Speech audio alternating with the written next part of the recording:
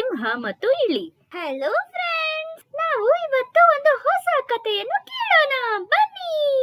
ಒಂದಾನ ಒಂದು ಕಾಲದಲ್ಲಿ ಕಾಡಿನಲ್ಲಿ ಒಂದು ದೊಡ್ಡ ಸಿಂಹ ವಾಸವಾಗಿತ್ತು. ಅದು ಬಹಳ ಶಕ್ತಿಶಾಲಿ. ಆ ಸಿಂಹವು ಕಾಡಿನಲ್ಲಿರುವ ಮೊಲ, ಜಿಂಕೆ, ಕಾಡಾಮೆ ಮುಂತಾದ ಪ್ರಾಣಿಗಳನ್ನು ಕೊಂದು ತಿಂದು ಖುಷಿಯಾಗಿ ಜೀವನ ಮಾಡ್ತಿತ್ತು.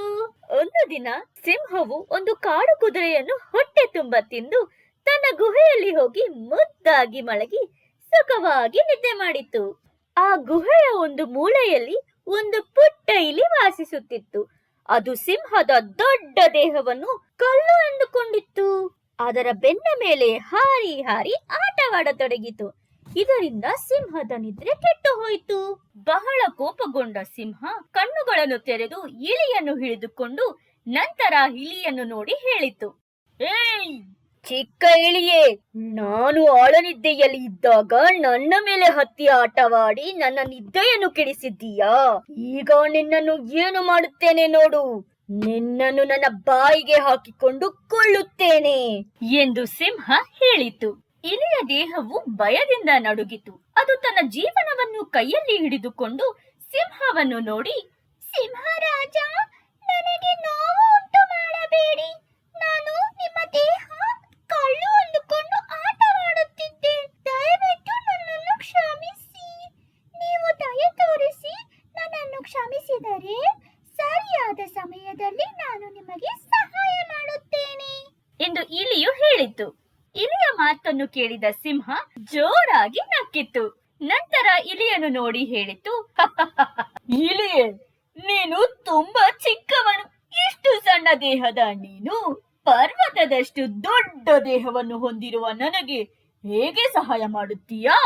ನನಗೆ ಈಗ ಹೊಟ್ಟೆ ತುಂಬಿದೆ.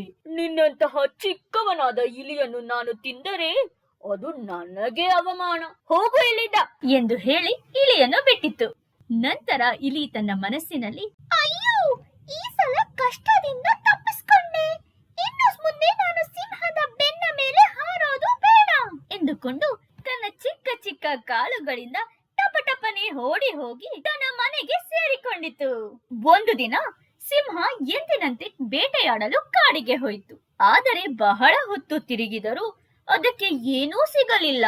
ಸಿಂಹ ದಣಿದು ಉಸಿರಾಡುತ್ತಾ ನಿಧಾನವಾಗಿ ನಡೆದು ಕೊನೆಗೆ ಕಾಡಿನ ಮಧ್ಯಕ್ಕೆ ತಲುಪಿಸಿತು. ಅಲ್ಲಿ ಬೇಟೆಗಾರರು ಪ್ರಾಣಿಗಳನ್ನು ಹಿಡಿಯಲು ಒಂದು ಬಲೆಯನ್ನು ಬೀಸಿದರು. ಸಿಂಹವು ಬಲೆಗೆ ಸಿಲುಕಿಕೊಂಡು ಜೋರಾಗಿ ಗರ್ಜಿಸತೊಡಗಿತು.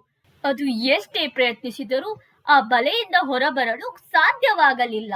ಸಿಂಹದ ಶಬ್ದವನ್ನು ಕೇಳಿದ ಇಲಿ ತಕ್ಷಣವೇ ಅಲ್ಲಿಗೆ ಓಡಿ ಬಂದು ತನ್ನ ಚುರುಕಾದ ಹಲ್ಲುಗಳಿಂದ ಆ ಬಲೆಯನ್ನು ಕತ್ತರಿಸಿ ನಂತರ ಸಿಂಹವನ್ನು ಬಿಡಿಸಿತು. ಸಿಂಹ ಇಲಿಯನ್ನು ನೋಡಿ ನಗುತ್ತಾ ಹೇಳಿತು, ಅಯ್ಯೋ ಸ್ನೇಹಿತನೇ, ಆ ದಿನ ನೀನು ನನ್ನ ನಿದ್ದೆಯನ್ನು ಕೆಡಿಸಿದಾಗ ನಿನ್ನನ್ನು ನಾನು ತಿನ್ನದೇ ಬಿಟ್ಟೆ. ಆಗ ನೀನು ಒಂದು ದಿನ ನಾನು ಸಹಾಯ ಮಾಡುತ್ತೇನೆ ಅಂದೆ. ಆ ಸಮಯದಲ್ಲಿ ನಾನು ನಗುತ್ತಾ, ಇಷ್ಟು ಚಿಕ್ಕವನಾದವನು ನನಗೆ ಹೇಗೆ ಸಹಾಯ ಮಾಡಬಹುದು ಎಂದುಕೊಂಡೆ. ಆದರೆ ನೋಡು ಸ್ನೇಹಿತನೇ, ಇಂದು ನಿನ್ನ ಚಿಕ್ಕ ಹಲ್ಲಿನಿಂದಲೇ ನನ್ನನ್ನು ಬಲೆಯಿಂದ ಬಿಡಿಸಿದೆ. ನೀನು ನಿಜವಾಗಿಯೂ ನನ್ನ ಪ್ರಾಣ ಉಳಿಸಿದ್ದೀಯಾ. ನಿನ್ನ ಸಹಾಯವನ್ನು ನಾನು ಯಾವತ್ತೂ ಮರೆಯಲಾರೆನು. ನಿನಗೆ ಧನ್ಯವಾದಗಳು ಚಿಕ್ಕ ಸ್ನೇಹಿತನೇ ಎಂದು ಸಿಂಹ ಇಲಿಗೆ ಹೇಳಿತು. ನಂತರ ಸಿಂಹವು ಇಲಿಯು ಒಳ್ಳೆ ಸ್ನೇಹಿತರಾಗಿ ತುಂಬಾ ಸಂತೋಷ ಪಟ್ಟರು. ತಮ್ಮ ತಮ್ಮ ದಾರಿಯಲ್ಲಿ ಸಂತೋಷದಿಂದ ನಡೆದು ಹೋದರು. ಈ ಕಥೆಯ ನೀತಿ ಏನೆಂದರೆ, ನಾವೆಂದಿಗೂ ಒಬ್ಬರ ನೋಟವನ್ನು ನೋಡಿ ಇವರು ಏನು ಮಾಡುತ್ತಾರೋ ಅಂತ ಯೋಚಿಸಬಾರದು. ಎತ್ತರದಲ್ಲಿ ಚಿಕ್ಕವನಾದರೂ ಅವನು ಪ್ರತಿಭಾವಂತನಾಗಿರುತ್ತಾನೆ. ಆದ್ದರಿಂದ ಎಲ್ಲರನ್ನು ಪ್ರೀತಿಯಿಂದ ದಯದಿಂದ ನಡೆಸಿಕೊಳ್ಳಬೇಕು. ಸೊ ಬಾಯ್ ಫ್ರೆಂಡ್ಸ್, ಮತ್ತೆ ಒಂದು ಹೊಸ ವಿಡಿಯೋದಲ್ಲಿ ನೋಡೋಣ. ಈ ವಿಡಿಯೋ ನಿಮ್ಗೆ ಇಷ್ಟವಾದ್ರೆ ಲೈಕ್ ಮಾಡಿ, ಶೇರ್ ಮಾಡಿ, ಸಬ್ಸ್ಕ್ರೈಬ್ ಮಾಡಿ. ಮತ್ತೆ ಒಂದು ಹೊಸ ವಿಡಿಯೋಲಿ ಭೇಟಿಯಾಗೋಣ.